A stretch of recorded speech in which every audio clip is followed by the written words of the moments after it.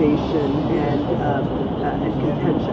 So you described the rise of contention via the internet in China, so what people always worry about when they talk about the internet and debate is the erosion of debate because of the fact that individuals can seal themselves off from any contradictory views. Instead, your focus has been on contention, contentious issues, people challenging others, and now the government responding and challenging them back through private individuals. So, is it the case that people are creating echo chambers, or are you seeing really the possibility of, exchanging views, sharing views, debating views? Difficult to answer. I think one thing is that, first of all, that political talk, conversations, just very strong kind of part of political culture, which is surprising in a sense because of political government control. But it's also understandable because there's a long history of political talk from the Maoist period. Wall posters, public spaces, dinner table talks. We're always talking about political issues. So, unlike I think there are in the U.S., they're sometimes worried about disengagement. In China, despite government control, people are engaged in various ways. The recent kind of polarization, I think, is relatively recent in the sense that in the early years, even 5 years ago, it was not so divided. It's liberal voices basically dominated the web. But nationalistic voices, more leftist voices have become more influential. And that has created this kind of very sharp conflicts. It's going beyond debates, it's just like quarrels. And in that sense, between these two camps, there's relatively little real debate. Right. So there's engagement, but not really in the sense of debate or modification or trying to understand and really address the other side's concerns. It seems to be very difficult for people to change their mind. Right. So how do they mitigate that? Because the left in the past, when you had these kind of public debates and discussions and politics, they had to bring people into them. So they had to have some terms where they made it that everyone could speak. How do they shut down a conversation now? Because the left is behaving like loose pond, right? The right states, right? Rather than something that would be traditionally left here, would be something more open and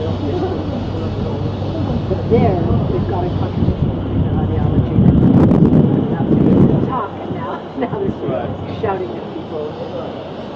Historically, at the end of the Cultural Revolution, the kind of radical left was basically shut up forcefully by Deng Xiaoping. So he basically said it's useless to debate over ideologies, and the factional division that developed in the Cultural Revolution period could not be resolved. And therefore, let's stop talking about this and then focus on economic development instead. So that's like being shut down using political means, government. And I think this is still being used now. So one reason I think why the liberal voices have now been weakened considerably is because the left, the voices from the left, the nationalistic voices have implicit and sometimes explicit support from the government. So this kind of traditional approach is still being used, but at the same time, I think online nowadays, sometimes nationalistic voices they sort of swallow down the other side. Liberals become more fearful than before, and that's another kind of censorship. That's kind of using the voice of the people to flood out the other side. This is also an explicit government approach. The government has been quite explicitly promoting the voice of official media, so encouraging government going online, government media going online to occupy, the official language is to occupy the web space. So I'll ask one more question and then I'll pass to when you said that those polls about negative and positive for online surveys, and we think about Google as game all the time, how much is the government sort of gaming what the polls are?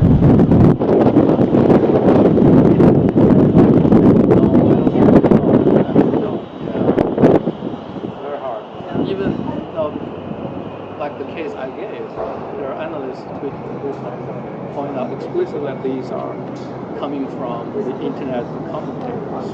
But that's based on more kind of guesswork. We don't have really a clear idea. But we know that there are large numbers of these anonymous volunteers who populate the space. So you can assume. Yeah, very difficult. Thank you. I want to ask one more about just your methodology. So, I'm struck by your the wonderful stories you tell, the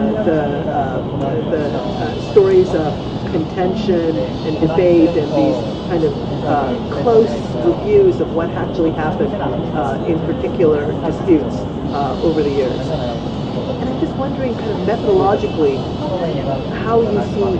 how you approach these questions, how you learn about what's happening, how do you get the information you need to craft your argument?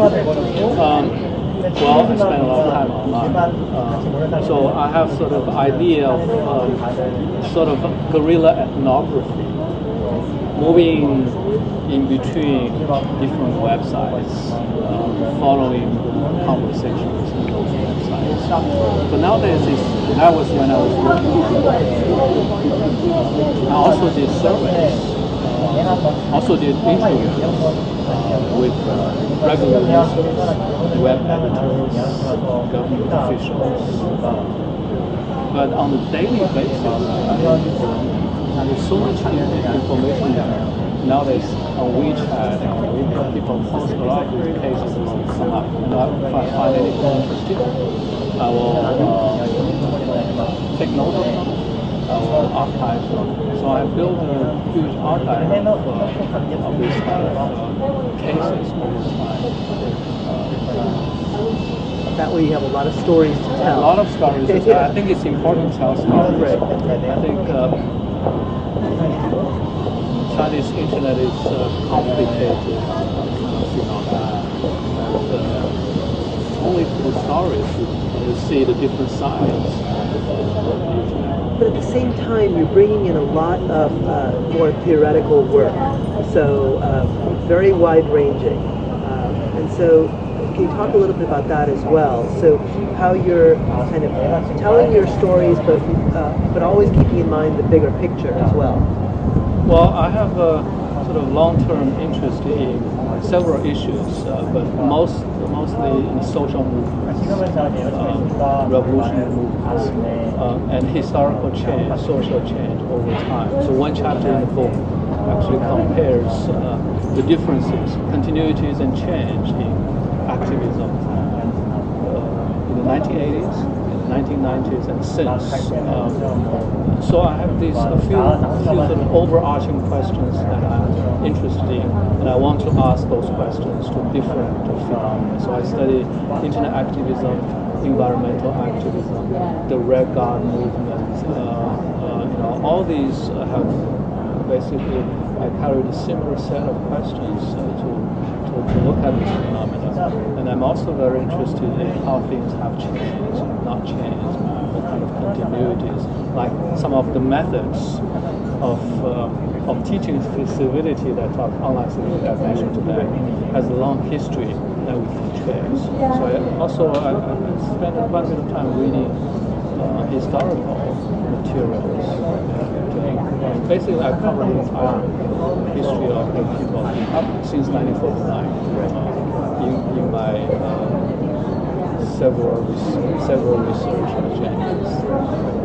And that I think, of course, I also I thought it's important to maintain kind of a dialogue conversation with scholars who are not necessarily working on China, but who are interested in some of the issues that I try, and including students who do not work on China, but work on other countries, but are interested in similar issues. And that's how I think it's important to try to go beyond specific issues. Thank you. 네, 그때 답을 좀 많아요.